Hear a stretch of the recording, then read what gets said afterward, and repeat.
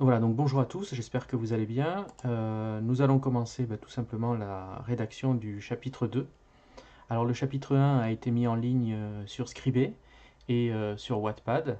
Je mettrai les liens, je pense, dans la vidéo. Et la vidéo donc sur YouTube. Donc on va commencer tout simplement le chapitre 2 sans perdre plus de temps. Donc résumé de l'épisode précédent, hein, pendant le chapitre 1, Ivan Urusawa se trouve dans un appartement, enfin dans une maison, et vient d'annoncer au futur propriétaire qu'il y a quelque chose d'étrange dans cette maison, et cela n'enchante guère les propriétaires qui sont mortifiés. Et la suite donc maintenant, donc chapitre 2. Donc je vais sur mon logiciel d'écriture, voilà. Chapitre 2, je le réduis pour pouvoir voir. Voilà, c'est parti. On mettra en forme après. Euh, donc, alors j'ai réfléchi un petit peu. Le fait de ne pas pouvoir écrire tout de suite, hein, le format du feuilleton où je m'impose d'écrire pendant une demi-heure face à vous, ça me permet de réfléchir longtemps à l'avance au chapitre. Donc en fait, quand j'arrive devant vous, il est presque déjà écrit dans ma tête. Euh, donc je peux commencer directement. Donc comme dans tout feuilleton qui se respecte, on commence là où nous avons laissé le lecteur. Donc à l'annonce, euh, du verdict, les deux retraités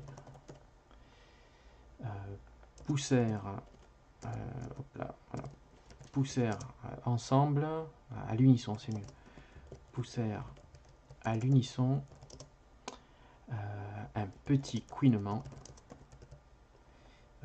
hop, pardon, un petit couinement qui vint mourir sur leurs lèvres, oula, sur leurs lèvres tremblantes.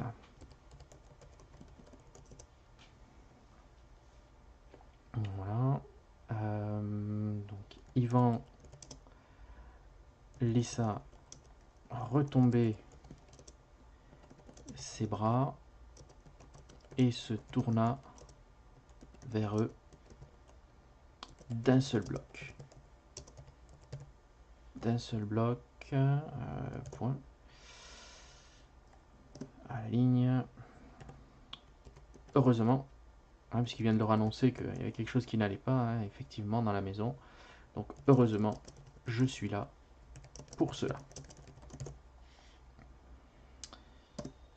À la ligne. Donc, si je me souviens bien, il avait une veste. Donc, on va lui faire enlever. Donc, il enleva sa veste. Et la posa dans un coin de la pièce. Alors, je ne sais pas si j'ai précisé ou pas la dernière fois s'il y avait des meubles ou pas dans la pièce, donc on va le préciser cette fois-ci. Donc, dans la pièce, virgule, nu de meubles. Bon, je sais pas trop si ça se dit, ça sonne bien à mon oreille, on verra. Donc, il y fouilla un instant et en retira donc un piment rouge vif. Quoi d'autre? Ah oui, un sucre brun,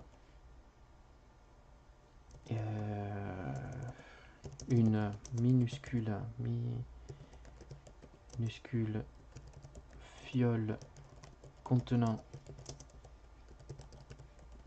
un liquide, pas un liquide, un liquide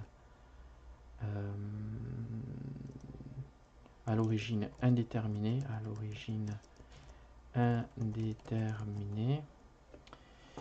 Hop là, j'ai mis un de trop. Voilà. Donc un liquide à l'origine indéterminée et un briquet. Voilà. Alors, Tout cela en fait fait partie de son manège, de son cinéma, pour convaincre les acheteurs qu'il est vraiment quelqu'un qui va faire quelque chose pour eux. Alors, on va le mettre en mode rassurant. Donc, n'ayez crainte. Nous n'avons pas affaire à quoi à un poltergeist, à des âmes. Allez hop, à des âmes. C'est une. Non, pas cette, c'est plutôt cette vieille maison. Donc, cette vieille maison, virgule, très vieille. Ah, mais j'ai déjà dit cette vieille maison. Cette vieille maison, très ancienne.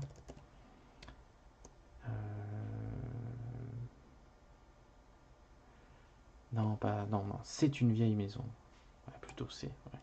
Je voulais mettre autre chose, mais c'est trop tôt. Donc, c'est une vieille maison, très ancienne. 3 points de suspension.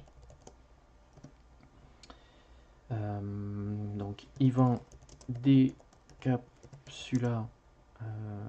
la fiole et en coinça le goulot, le petit goulot, le petit goulot, le petit goulot avec son pouce.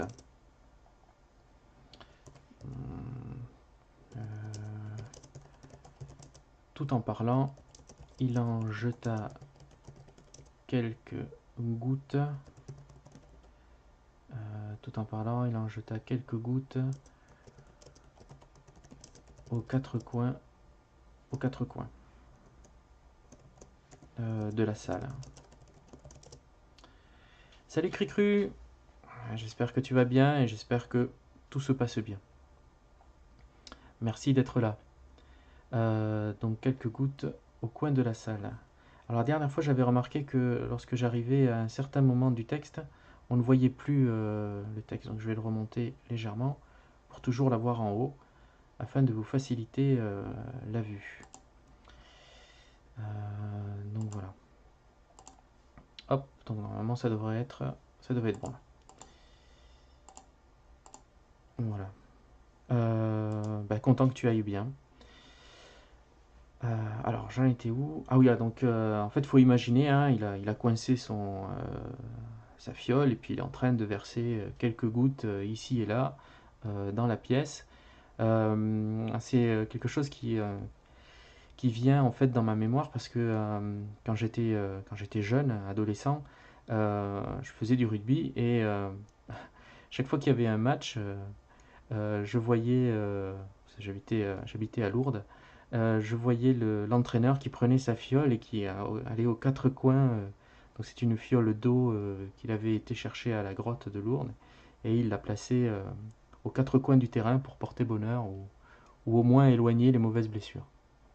Donc j'avais envie que Yvan fasse ce genre de choses. Donc voilà, dans la salle. À la suite, hop, c'est pas celui-là, c'est celui-là. Donc il parle, donc il dit une maison, cela emmagasine des souvenirs. Cela emmagasine des souvenirs, virgule, des émotions. Dans celle-ci, alors il se veut rassurant, hein, donc il va pas leur faire peur. Dans celle-ci, les émotions, donc elles furent heureuses. Hop, elles furent heureuses. Un bonheur familial, un bonheur familial que la maison, ou plutôt que la villa, ou que la demeure, ouais, demeure, c'est bien, que la demeure semble avoir gardé en mémoire, ou à garder en mémoire. Que la demeure à garder, à garder en mémoire, faut être simple. Une charge émotionnelle trop intense. C'est cela que vous ressentez, monsieur. C'est cela que vous que vous que vous ressentez, monsieur.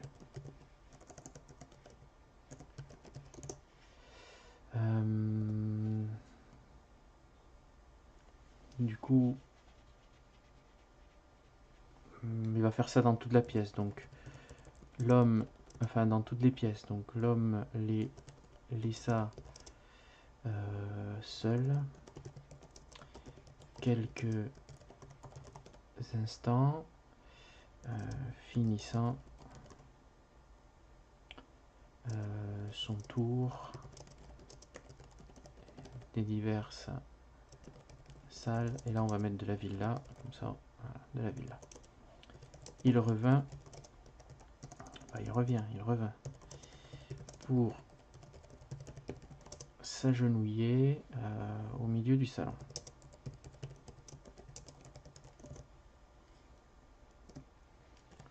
Je vais maintenant éloigner ce trop-plein.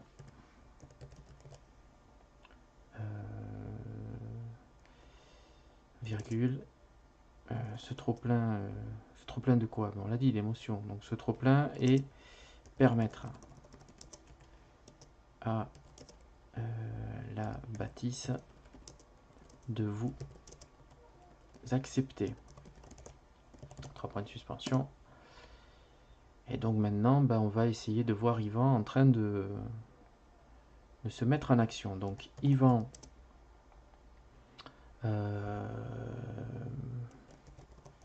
frotta le piment rouge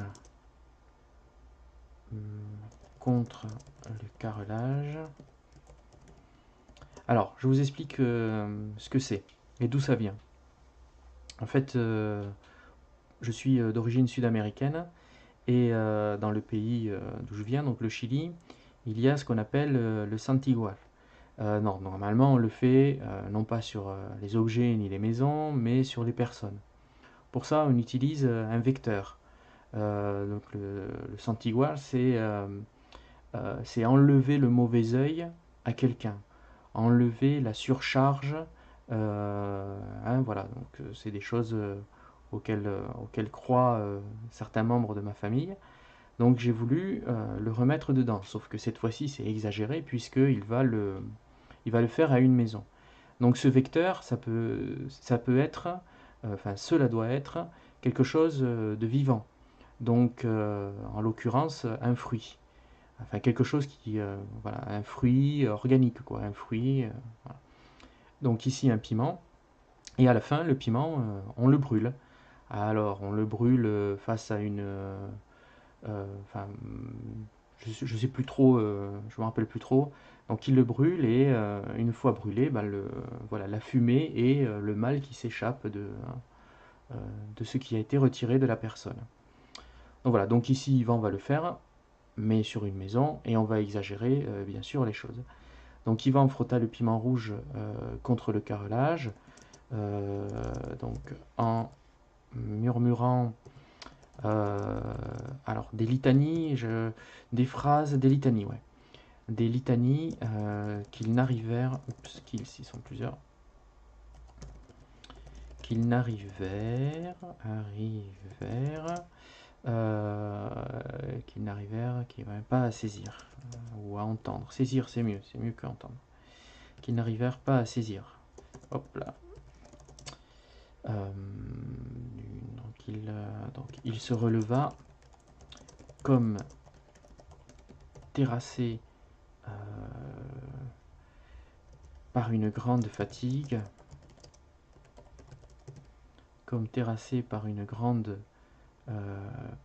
fatigue. Son visage, il est comment? Ouais, il faut le mettre ça. Voilà, donc toujours donner quelque chose de plus au lecteur pour qu'il imagine. Donc le visage grimaçant. Hop là. Grimaçant de douleur. voilà. Donc Yvan tendit le piment devant lui et d'un geste vif, ouvrit le zippo, je crois que c'est avec 2 P, le zippo gravé de l'archange Saint-Michel. Donc le zippo gravé de l'archange Saint-Michel tenant une épée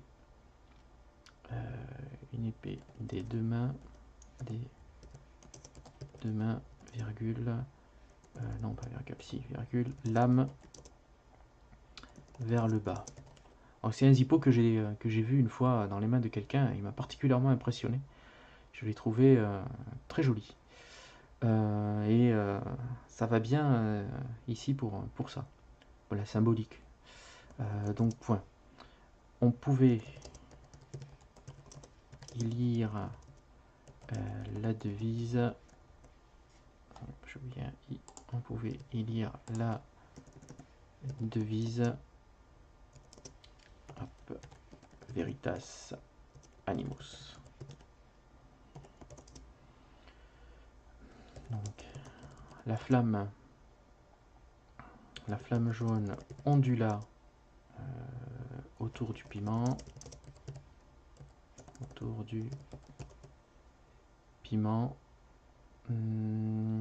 Virgule, le léchant avidement. Point.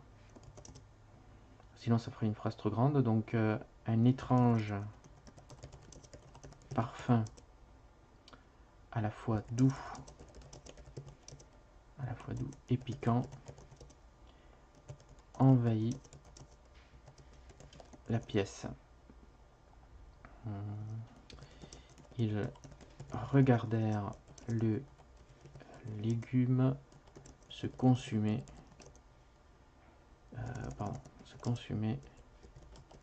jusqu'à la fin. Voilà, hop, je remonte.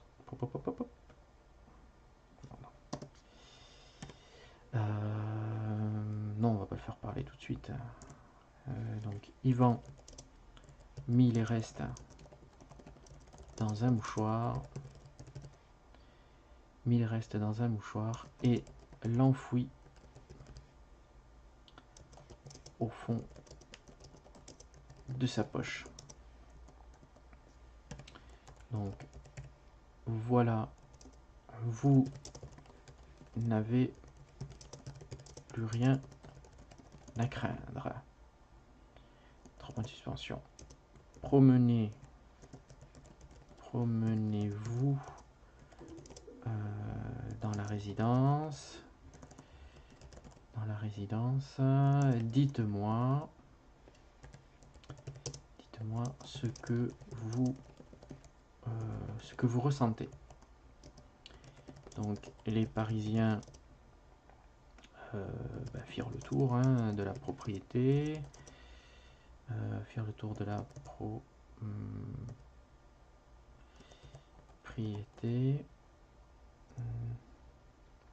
ou firent le tour tout simplement, firent le tour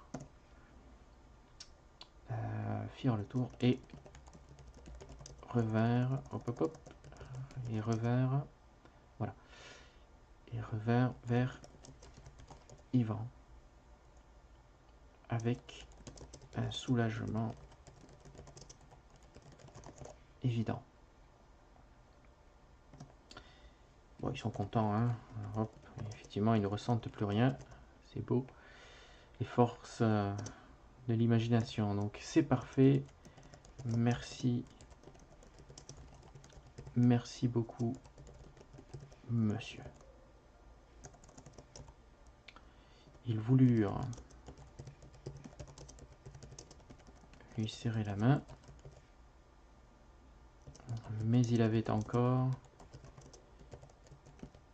le sucre roux dans la pomme. Alors, on monte un petit peu. Hop. Ah, on arrive bientôt à la fin de la page, donc je pense qu'on arrive bientôt à la fin du chapitre. Donc c'est une... alors c'est quoi? Ouais, c'est une de vos armes... non, attends, on va pas dit ici. C'est une de... 3 points de suspension. Voilà, de vos armes contre les forces du mal.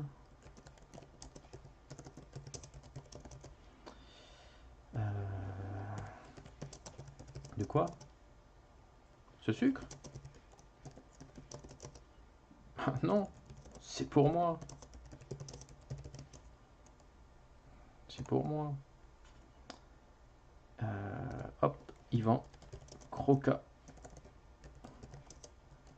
le sucre avec un sourire. Donc les retraités riaient encore en montrant, en montant, en montant. Je voulais montrer quelque chose, mais non. Donc en montant dans la voiture de l'agent immobilier.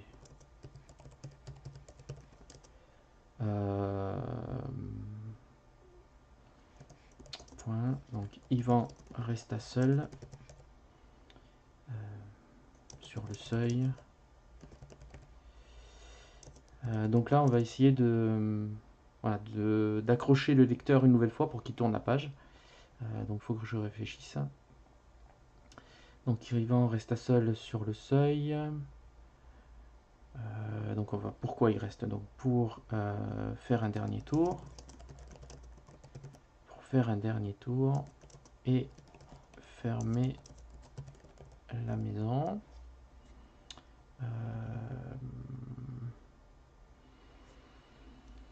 Ça y est, je l'ai. Donc quand... enfin, je pense, oui, on va voir. Donc quand la voiture tourna dans la rue principale, son sourire s'effaça pour laisser place à un visage déformé par la haine. Point. Voilà. Le chapitre se terminera là-dessus. Du coup, quelle haine? Pourquoi? Comment? Vous le saurez la semaine prochaine. Je vais me relire rapidement. Et comme ça, vous aurez l'ensemble du chapitre. Donc là, c'est le chapitre précédent. Hein, voilà.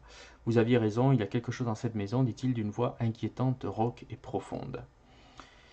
Donc à l'annonce du verdict, les deux retraités poussèrent à l'unisson un petit couinement qui vint mourir sur leurs lèvres tremblantes. Yvan laissa retomber ses bras et se tourna vers eux d'un bloc. Ah, une petite virgule serait la bienvenue. Heureusement, je suis là pour cela. Pour ça ou pour cela? Pour cela, c'est mieux. Il enleva sa veste et la posa dans un coin de la pièce, nue de meubles. Il y fouilla un instant et en retira un piment rouge vif, un sucre brun, une minuscule fiole contenant un liquide à l'origine indéterminée et un briquet. N'ayez crainte, nous n'avons pas affaire à des âmes. C'est une vieille maison, très ancienne. Yvan décapsula la fiole et en coinça le petit goulot avec son pouce. Tout en parlant, il en jeta quelques gouttes aux quatre coins de la salle. Une maison, cela emmagasine des souvenirs, des émotions. Dans celle-ci, elles furent heureuses. Un bonheur familial que la demeure a gardé en mémoire. Une charge émotionnelle trop intense. C'est cela que vous ressentez, monsieur. L'homme les laissa seuls quelques instants, finissant son tour des diverses salles de la villa. Il revint pour s'agenouiller au milieu du salon. Finissant son tour de la villa, tout simplement. Hein. Ouais. Finissant son tour de la villa. Il revint s'agenouiller au milieu du salon. Je vais maintenant éloigner ce trop-plein et permettre à la bâtisse de vous accepter. Yvan frotta le piment rouge contre le carrelage en murmurant des litanies qu'ils n'arrivèrent pas à saisir. Il se releva, comme terrassé par une grande fatigue, le visage grimaçant de douleur. Yvan tendit le piment devant lui, et d'un geste vif ouvrit le zippo gravé de l'archange Saint-Michel, tenant une épée des deux mains, lame vers le bas. On pouvait y lire la devise Veritas Animus. La flamme jaune ondula autour du piment, le léchant avidement. Un étrange parfum, à la fois doux et piquant, envahit la pièce. Ils regardèrent le légume se consumer jusqu'à la fin. Yvan mit les restes dans un mouchoir et l'enfouit au fond de sa poche. Voilà, vous n'avez plus rien à craindre. Promenez-vous dans la résidence, dites-moi ce que vous ressentez. Les Parisiens firent le tour et revinrent vers Yvan avec un soulagement évident. C'est parfait, merci, merci beaucoup, monsieur. Ils voulurent lui serrer la main, mais il avait encore le sucre roux dans la pomme. C'est une de vos armes contre les forces du mal? De quoi? Ce sucre? Non, c'est pour moi. Yvan croqua le sucre avec un sourire. Les retraités riaient encore en montant dans la voiture de l'agent immobilier. Yvan resta seul sur le seuil pour faire un dernier tour et fermer la maison. Quand la voiture tourna dans la rue principale, son sourire s'effaça pour laisser place à un visage déformé par la haine.